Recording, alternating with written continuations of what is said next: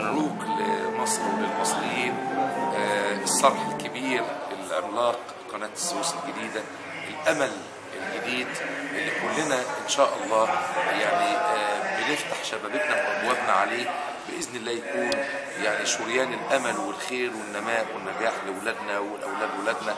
مصر العظيمة القوية اللي كل ما بتمر بيها محنة هذا الشعب الأصيل بيعكس إرادته القوية، والتاريخ دايما بيقول كلمته، واحنا النهارده بنسجل للتاريخ كلمة جديدة من كلام المصريين اللي لما بيقولوا كلمة في وقت المحنة بينفذوها. ودي احنا بنقول للعالم ادي قناة السويس، وهنفرح وهنسعد. وبعد قناة السويس ان شاء الله كثير من المشروعات اللي بتحمل الخير ان شاء الله والامن والسلام لمصر وشعب مصر في الايام القادمه. كل سنه وانتم طيبين.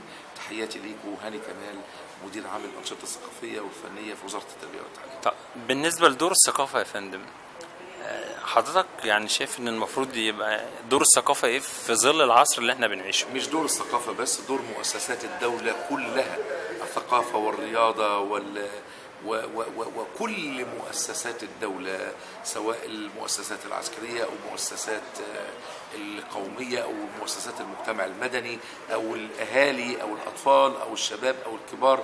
البلد دي بلدنا وده بيتنا وكلنا عايشين تحت سقفه. مفيش حاجة اسمها إيه الدور اللي أنا هعمله على حساب دور آخر، لا، كل واحد يركز في شغله ويقوم بدوره، ساعتها هنحس ان البلد بتقوم بينا مش بحد غيرنا. وده اللي هيكون ان شاء الله، والدليل مشروع قناة السويس الجديدة. طب يا فندم، حضرتك طبعا اكيد عارف ان الفن كان ليه دور بارز في تجسيد التاريخ المصري، وعلى رأسهم فيلم الطريق الى ايلات اللي حضرتك كنت احد ابطاله. هل في دور ثقافي يكون بارز زي الدور الفني؟ تاني عشان ما عدش الكلام أنا مش هتكلم عن دور الثقافة بس، أنا قلت الثقافة والفنون والرياضة وكله. كل واحد عايش تحت سما مصر.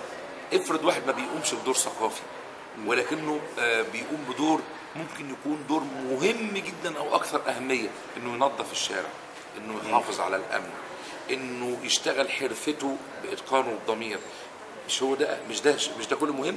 ولا لو قمت بدور ثقافي ده هيثنيني عن الدور الفني. انا بتكلم في التخصص بس. انا بقول كلمه عامه جامعه شامله. يا مصريين اديكم بتقولوا كلمتكم، ولما بتقولوها بتبهروا العالم كله. والدليل قناه السويس الجديده، زي ما انتصرتوا في 73 وزي ما نفذتوا مشروع قناه السويس الجديده، يلا بقى كملوا السكه ومزيد من المشروعات اللي تعود على مصر بالخير والنماء والامن والسلام.